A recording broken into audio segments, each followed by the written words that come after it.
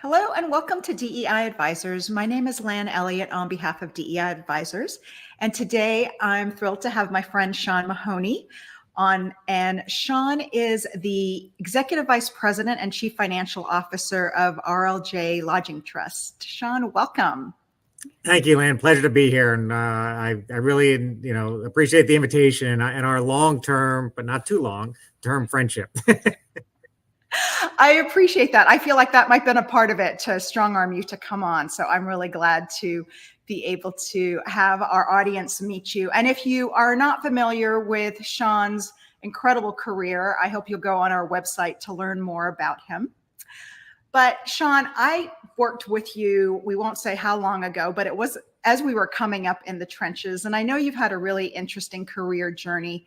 Could you share some of the inflection points in your career and if there was a particular factor or factors that contributed to your success? Sure. And once again, thanks for having me. I mean, so my career started with Arthur Andersen. The first deal that I did was it was when Marriott and Host spun off in the early 90s. So I will date myself. I was an advisor for hospitality on the audit side, and when audit could do a little more than from more advisory work than they could do today. For several years, including helping Host and Marriott and others. I then went overseas, and I'm sure we'll talk about that. Over the course of the interview, and then came back and was there on sort of day one at Diamond Rock Hospitality when we formed. That hotel REIT, was there a long time and had a great experience on the principal side, which was a great learning experience, development experience, cultivating a lot of relationships that I brought in. And then, adding on to the relationships, when I left Diamond Rock, I joined RLJ shortly thereafter from a great relationship that I had formed with Leslie, over the years, and have been a partner of hers here at RLJ for the last 5 years. Staying within the hotel REIT landscape, but a different flavor within the types of hotels RLJ owns versus where Diamond Rock owns. So it's been a great experience. I love the hotel industry. Love the 365 day a week. 365 days a year, 7 day a week aspect of the business, being a public company, all that stuff. It's been a great journey for me thus far. Sean, I'd love if you could dig in a little bit with a part of the journey that I don't know as much about. And that was, I think I was overseas at the time myself, was when you decided to move from the accounting side to being on the principal side and joining Diamond Rock. And I'm just curious about the thought process and how you decided to make that transition in your career. Sure. And it was I agonized a little bit over it in the sense that I always knew that I liked hotels and enjoyed the business. I had spoken, I was approached by Diamond Rock and really indirectly through Carl Berquist, who was the CFO of Marriott at the time, but a mentor of mine at Arthur Andersen, as well as Rick Nato, both of which I know over the years, who was still in practice, although had left and had a great career elsewhere in the real estate spectrum. But were approached about this new company that's being formed. Essentially, it was pitched as Host Light. Host had sort of done the Starwood deal, and the thought within the Marriott building is there needed to be another alternative for Host that would be good for the would become Diamond Rock shareholders as well as Marriott from a deal flow. And so the decision was all about did I want to go, and I was literally right on the cusp of becoming a partner in the accounting firm, or did I want to go for this startup where we had a handful of guys, some good ideas, great contacts at Marriott, but take some level of risk. And ultimately it was the best decision that I've made. And I spent a lot of time with those folks that I mentioned earlier, asking about it, agonizing over it. And at the end of the day, was sort of told, you'd be an idiot not to take this chance. These types of opportunities at the ground level are so rare. You're suited to it. Take the chance, and obviously it's worked out well. And the accounting firms are a great career. I mean, I come from this. My father was an Arthur Andersen partner. I have great respect for that. It's just I was ready to do something else. Yeah. And I wanted to dig into that a little bit, because were there certain skills that you decided to hone that you thought would increase your career advancement as you were going through your work journey? Sure. I think that what was always important to me was, just being curious, right? Intellectual curiosity around understanding the business. When I was working, and frankly with you and others at Host, I would spend a lot of time with the asset managers, with the legal team, with the deal folks, even though it wasn't technically part of my job. But I thought that I could be a more effective auditor if I really understood the business. And I was in my 20s at the time. I knew that I was interested in it, but it was the curiosity to become more to have a deeper understanding of the business, because my thought was if I understood the business, the accounting side of it would make a lot more sense, particularly on the deal and REITs who are transaction based. If you don't understand the ins and outs of the transaction, you're probably not going to get the accounting right or be able to to critically assess it at my role at the time. And so I think curiosity was certainly a driver, and I found that I thought it was an interesting business to understand. And so, frankly, talking to the deal team, including you, talking to the asset managers, I mean, that was a skill set that was different to me because I was not, didn't come from an operation. So having that curiosity to learn the operating side of the business has really, been the start for me of a career where I've always been, I'm now a finance person. I've always, I'm always told people I'm cursed with being a good accountant, but I still have that discipline. But, I also, over the last 25 years have learned operations and I'm able to sort of, effectively talk to the operators to make sure that we get the best results possible on the principal side. Yeah, I agree with you. And I had the opportunity to spend a lot of time. We were both really learning a lot. We were both in our 20s when we started working together on some of those fun deals. And I got the benefit of your curiosity. And a lot of leaders have cited curiosity as being critical to their success. And I love that, I got to know you better as a result of your curiosity to learn more. And it brought more, right? What you knew about the deal was exponentially more than if you had just gone head down to do your specific role.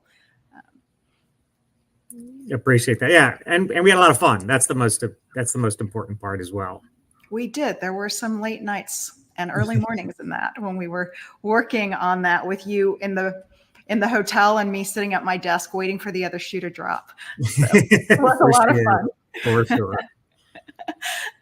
Let's move on to taking risks, because you don't get to where you are today without taking a few calculated risks. How do you think about them? How have you handled them in the past?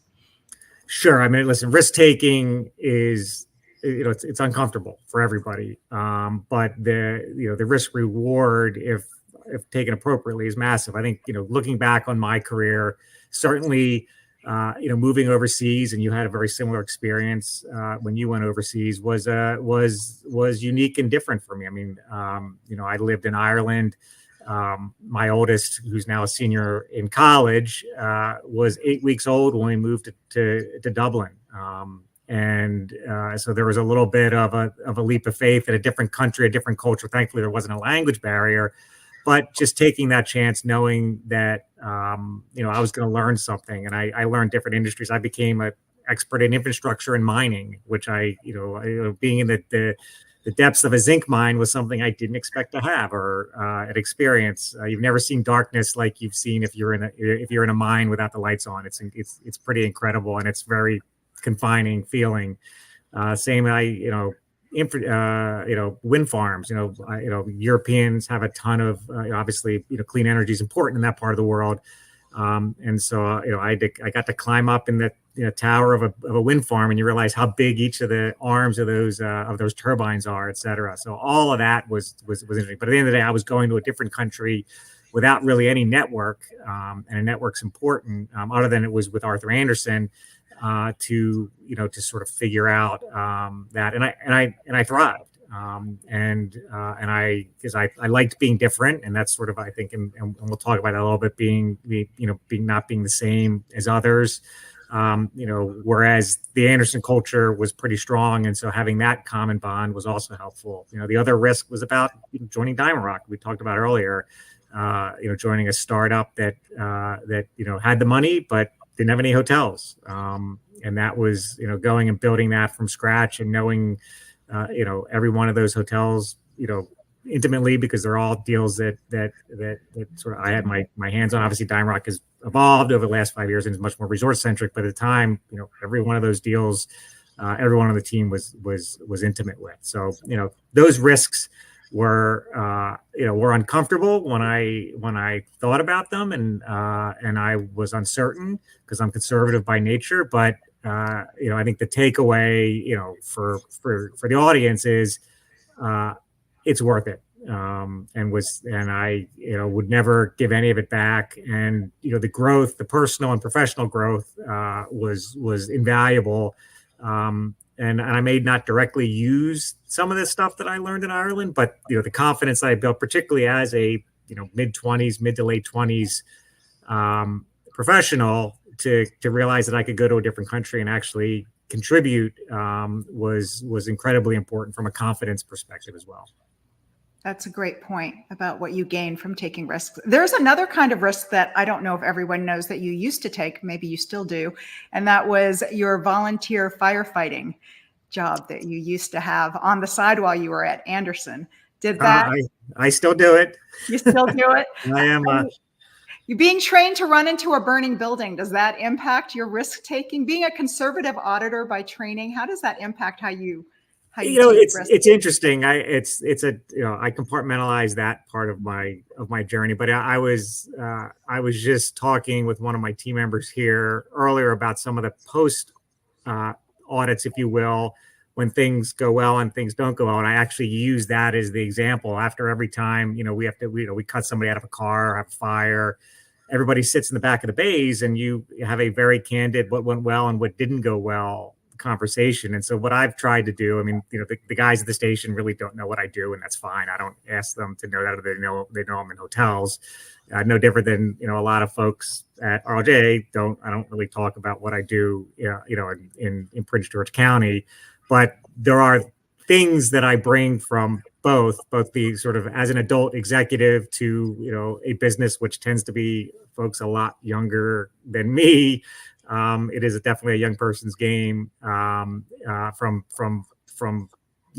looking at things, not just rushing in, because, I can accept what mortality is today. When you're 22, you don't, to problem solving and working as a team in the fireground that works in the corporate world. So I try to do both of those things, and get the best, but it's definitely, a somewhat unique perspective. When I laugh, and tell people nobody dies on our operating tables in REITland, that's true, because I'm often in an environment where that actually can happen. I try to avoid it.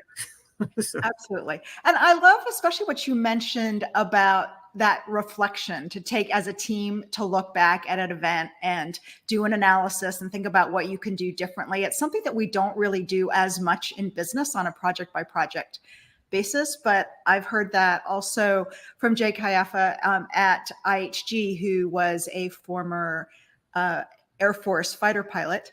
And he also mentioned doing those kinds of debriefs and making sure that there's learnings to take you forward. Yeah, and the key is it has to be safe for everybody and ego-free, right? Absolutely. And as long as you realize that we're all, in that world, not to be cliche, but somebody messes up there, it puts others in real harm's way, but more so obviously in the military background. But yeah, there's no ego. It's like this is what went well, and this is what didn't go well, and let's not do the part that didn't go well again in the future. Yeah. Which, by the way, things never go well because you're in a highly volatile situation that you can't control. Business is easier to control. Hopefully. Yeah. Sometimes things don't go as planned. And I actually wanted to talk about that next. Have you ever had a setback or something that didn't go the way you had hoped, and you found it was an opportunity to learn new things about yourself or about a situation? Sure, absolutely. I mean, more than we have enough time on this panel. I think the thing that I've learned over the years, particularly the thing that I struggled with as I sort of got my sea legs underneath me as a more sort of gray-haired executive type, was I was always pretty effective at managing down, in the sense that I think I don't have a huge ego, and I'm a roll your sleeves up type of person, and so I've always managed down pretty well, and I've managed up reasonably well. The area where I struggled with was peers, and that was a lesson to me, and I learned it 15 years or so ago, that you have to manage those as well. I sort of took the mindset earlier in my career that if you're a peer of mine, you should, you're an adult, and you don't need, hand holding, et cetera. And what I learned, and the setback was that if you don't bring your peers along with you, whether it's a critical decision, whether it's feeling included or whatever it is, and it's never, there's never anything nefarious about it. It's just a function of they want to be included and they want to feel that they're part of the decision. And so that was a setback that I learned when I didn't do that if you don't include somebody and make them feel part of the process, there's a chance that they will try to undermine your process. And so the critical success factor is make sure you bring everybody along as you're going through. And the first time that they know what your recommendation is probably shouldn't be in the meeting. And the hallway chatter and hallway discussions are critical to making sure you get from A to Z as quick as possible. And so that's probably less because I didn't focus on that, because I assumed if you were on the same level, you didn't need somebody at the same level bringing you along. That is not the way forward. That's so true. I remember the first time I learned the hard way that the meeting doesn't happen in the meeting. And I thought, what do you mean? The meeting happened, everyone goes, and then we talk about it and we agree. But I learned the hard way that, exactly like you said, you need to make sure you know who the stakeholders are and bring them along and make sure that they are on board before you ever walk into the room. It makes a huge difference. Absolutely. Along those lines is developing a network. And one of the things that I don't think I fully appreciated until later in my career is what's wonderful about hospitality is people tend to stay in this industry for a long time. And that doesn't happen with every industry, which I didn't know. But the great thing about that is that you end up working with people and they stay in the industry, and you have the opportunity to meet them again and work on projects again, like we did 20 years later. We get to work on a project together a few years back. And an interesting part is that a lot of times people will meet and work on projects in the hospitality industry, but then friendships develop and go from there. And they can be very long-standing relationships. But not everyone is super comfortable meeting people, walking into that cocktail party at a conference. How do you build your network in a way that's natural and authentic for you? Yeah, first of all, I totally agree with the point, right? It's the network's critical.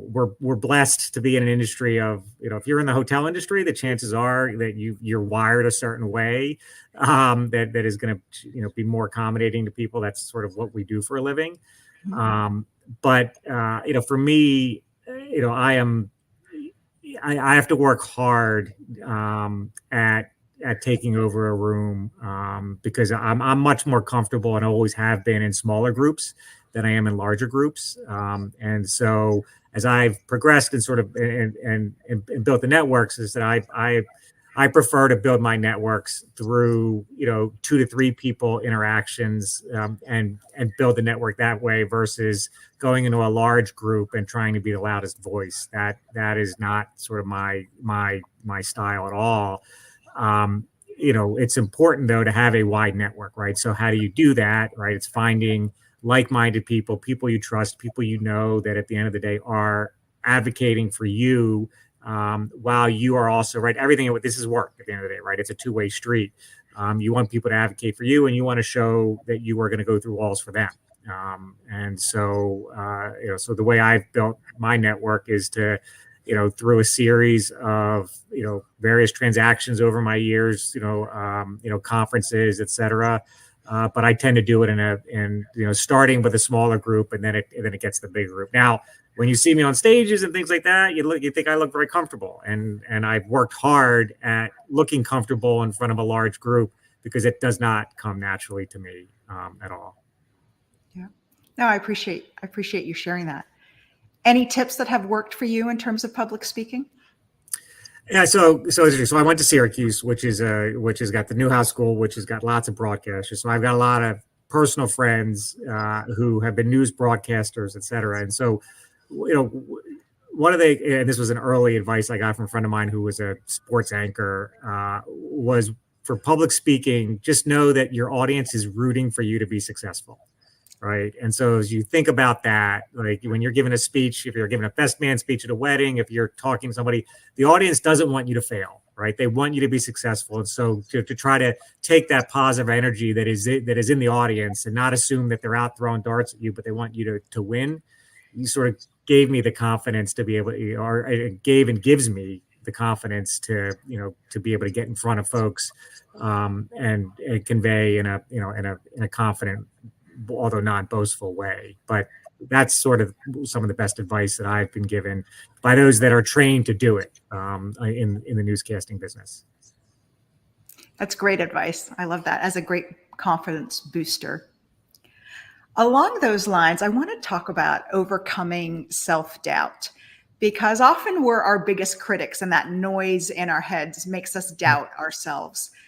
And I know you and I have talked about it actually doesn't go away. And I used to think when you were younger, you had imposter syndrome, and then you grew out of it when you learned a few things, and then it got better and it didn't come back. But what we found is that it comes back again and again. And I think you've actually said it's even worse the more senior you get. Can you share some of your thoughts about that and some of the strategies that you have to stay positive and overcome that internal narrative? Sure. To start, everybody has imposter syndrome. That is just, it's human nature. No matter how confident you are, you know that there is somebody that is smarter, better, whatever than you are. What I found, the more senior I've gotten over my career, the reason the imposter syndrome has gotten more acute for me is there's less safety nets underneath you. And so, I tell this to sort of my kids who are about to enter the workforce. I'm like, the thing is, when you become a C-level executive, nobody brings you good news anymore, right? It's just your job is to solve problems that a bunch of smart people below you have tried to solve or are sort of, at an impasse or whatever. And so your day is filled with trying to solve those issues. And that's okay. Like the experience, the gray hair, all that is helpful. But what's uncomfortable about it, and sort of dovetailing into the imposter syndrome, is you look at, you're like, okay, they're going to do whatever I tell them to do without really questioning it, and that's an uncomfortable feeling, because we all know, right? That we all have human frailties. Like, I'm not right all the time. I just hope that I'm right more often than I'm wrong, and that's a successful career. And so that's why, as I've gotten more senior and older, it's actually become more acute for me. Whereas when I was younger, there was always that sort of, it's the free rider syndrome, where that there's always somebody else behind you that might get it right, and so you can be a little more opinionated because you're not the final decision maker. When you're the final decision maker, it's very uncomfortable, but rewarding when you get the right answer and you post audit and you're like, okay, I made the right call. And obviously the opposite, you want to learn from it when you didn't make the right call. I think that's so important, is just to remember that, okay, when you're the final say and it really needs to be right, having a certain amount of humbleness to be able to say, maybe I'm not right all of the time, and trying to do the best that you can. I think that's a big part of it, and helping you to get through. And hopefully, like you said, you're right more often than you're not. So yeah, it's funny, as a senior, the more senior you get, everyone has opinions, but is that opinions tend to be strongest. This is based on my experience at middle management, right? Because they're folks that are smart, know what they're doing, and can give strong opinions based on their experience level. The things become more nuanced the more reps you have as an executive, and so what appears oftentimes is, as questions, well, are they being wishy-washy, or can that make a decision? It's a function of, more experience and understanding that they're, similar to what I said, no one gives you, good news. The questions are never black and white in business, right? There's not, because if it was a black and white decision, somebody would have already made it, and it would never get to your level. The world is a wash and gray, and that's where I think you find that senior executives tend to be less opinionated and more thoughtful, probably a little more deliberate, but ultimately will allow for a more thoughtful answer that isn't versus the just do this. Yeah. We all know what the just do this is, but that isn't necessarily think through the other side, et cetera. Yeah, and I do think that's a great skill to be able to make decisions when the options are all shades of gray and there's not an obvious answer. And sometimes you don't have all the information that you need and you still need to make a decision. So that's also part of it. Yeah, and not suffer from, because you can always ask for more data. At some point, you have to say, I have enough information with which to make an informed decision and not analysis paralysis, which I think we all can, fall into that every once in a while, particularly if you're uncertain about a decision. If you ask for more information, that delays the decision. And so I have to always catch myself from doing that, because it's an easy trap for particularly data, analytical type folks to lean on. Absolutely. I've definitely been on the receiving end of that, where we're just running more and more numbers. Not sure we're getting closer to the truth. Yes. Let's move on to advocating for ourselves, because a common generalization is that women, and also potentially underrepresented groups, don't always do a great job of speaking up on their own behalf. And that could be part of the challenge in seeing them elevated to C-suite roles, getting promotions, or other things. What would you tell viewers who are struggling to find their voice? And is there a right way to ask for something that they really want? Because in addition to not having any black and white questions you get to answer, you probably have a lot of people coming and asking you for things. How do you handle that? And what's the right way to do it if someone's looking? Yeah, the first is you belong, right? Like if you get the job and you're working for somebody, you've got the technical skills, right? And so I think having the confidence to know that you are adding value, you are part of the team. Like the hardest thing is getting in the room, right? And so, just having that little victory, knowing you're there, I think is important from a confidence standpoint. In other words, don't be afraid to ask for things, because you wouldn't be there if you didn't have the skills and weren't delivering the value with which should be rewarded. But I think on specific questions, what I've counseled others, and it's usually when I'm advocating for promotion or job raises or whatever for those that are working with me, is to start early. Nobody likes being put on the spot to make a rash decision immediately, particularly around HR matters, right? And so what's been effective for me, and I would encourage others, that if there's something that you want, you shouldn't just ask for it at the time you want it. You should, preview that with whoever the decision makers are, and people that are advocating for you. Lay out the plan relatively early on. Say, hey, if promotions are done in January, the spring before is really when you should say, hey, what do I need to do to get considered for this promotion? And get alignment, right, with who that decision maker is, and say, listen, because you're putting the marker that you want the promotion, but you're not demanding it, and you're accepting that it's a two-way street, right? This is what I want. What do I need to do to achieve it?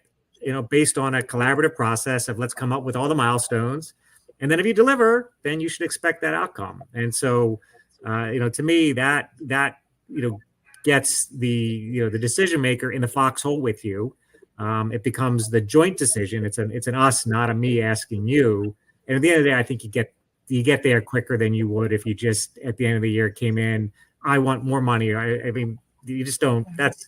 that works in some industries, not this one. Right. It's much more a long-term play. Yeah, those are all really good points, is to give it a lot of time. Don't expect it to happen overnight, that someone can just make a decision and turn on a dime. It's not really how it works. And gaining alignment. I love that idea of sitting down and agreeing what are the goals that I need to meet in order to have you support me in reaching this goal. The other thing I didn't really realize until later in my career is that your boss doesn't always get to make these decisions in a vacuum by themselves. Absolutely. It's usually a committee, right? And so that's part of the process as well. It's not only you convincing your boss, but it's also your boss advocating on your behalf to the people who need to make that decisions and agree with him and her. Yeah, absolutely. But at the end of the day, if the work is there and the effort, right?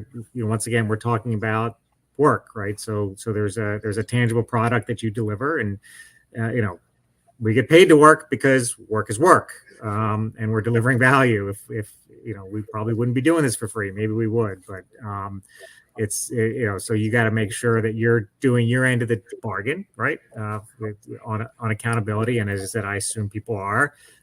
But you should never feel bad about asking to get remunerated for it, because that's how capitalism works. And so don't be bashful about advocating for yourself. The other thing is, if you're not advocating for yourself, it makes it easy for your manager to choose somebody else, right? I mean, if you're not advocating for yourself, nobody's going to advocate for you. There's a way to do it in a less harsh manner, right? But you got to look out for yourself. And that's not meaning don't look out for others. It just means that you need to make sure that people know, hey, I'm doing X, and I want to make sure that that's being recognized without a, look at me mentality. There's a art and a nuance to be able to do that without it being off-putting. But most people have those soft skills. It's really great additions to how to advocate for yourself. Well, Sean, as I expected, we're running short on time, and it's because I always learn from you, as I have for many years. But I had two last quick questions, if I could. The first one is around, what advice would you give to your younger self? Yeah, I'd say. Sorry, go ahead. Don't interrupt people. It's one of our favorite questions on advisors. I know you're excited. Go for it. What's your advice to your younger self? Enjoy the journey, right? It's going to work out. I think don't take yourself that seriously. Enjoy what you do.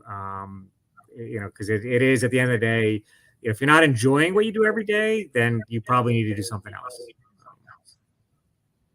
Great advice. And one final piece of advice, if you would, keeping in mind that DEI Advisors' mission is around empowering personal success, what one last piece of advice you would offer to people who are looking to advance their careers? Yeah. I'm gonna do three things, which are all related. One is just affirming that you're valuable and you belong in the room. The second are people are advocating for you, so just know that. And if you go in with that attitude of people are believe in me and want me to be successful, you tend to be happier at work. And then pick a mentor or mentors. That's critical. For success, and make sure that those mentors know how appreciated they are from a standpoint of your time, et cetera. And those mentors can be senior, they can be junior, they can be peers. It doesn't matter. But I think that's also critical. Incredible advice. I love especially the advice about look for mentors, not just more senior than you, but to your side and to others. So thank you for that. Well, thank you very much, Sean. I so appreciated this time to talk with you. I know we've been talking about doing this interview for a long time, and I'm glad we were finally able to find a time to do it. And I so appreciate your friendship over the years, and also all the things that you do to encourage others and to lift others. And I know you've been a wonderful mentor to many people in this industry and helped them advance along the way. So thank you very much for sharing your time and also your vision for the industry. Thanks. Appreciate. I really enjoyed the conversation. Appreciate the invite. It was flattering just even to get the invite. So thank you. Thanks, Sean. And for our audience, if you've enjoyed this conversation with Sean, I hope you will go to our website, deiadvisors.org, to look for interviews with other great industry leaders. Thank you.